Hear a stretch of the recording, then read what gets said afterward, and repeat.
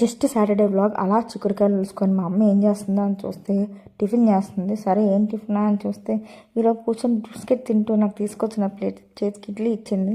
సరే ఇడ్లీ తిన్న తర్వాత నాగిన సీరియల్ చూద్దాం అనుకున్నాను, కానీ మళ్ళీ ఎందుకులే బోల్ నాగిలు మన జీవితంలోనే ఉన్నాయి కదా అని చెప్పి మళ్ళీ కొంచెం రెడీ అయిపోయి అలా బాల్కనీలో సౌండ్ వస్తుంది ఏంటబ్బా అని చూస్తే కింద చాలా హడావుడి జరుగుతుంది. ఇందుకీ తర్వాత తెలిసింది ఏంటంటే మా కమ్యూనిటీలో న్యూ ఇయర్కి గేమ్స్ పెడుతున్నారు. ఈరోజు షటిల్ కాంపిటీషన్ ఉందని చెప్పేసి చూద్దాం కదా అని చెప్పేసి కిందకి వెళ్తే ఇది పరిస్థితి. చాలా ఉన్నా కూడా పిల్లలు, అంకుల్స్, ఆంటీలు అందరూ కలిపి మ్యాచ్ చూడడానికి వచ్చారు. ప్లేయర్స్ కూడా ఉన్నారు. చాలా టీమ్స్ వచ్చాయి, ఆడారు.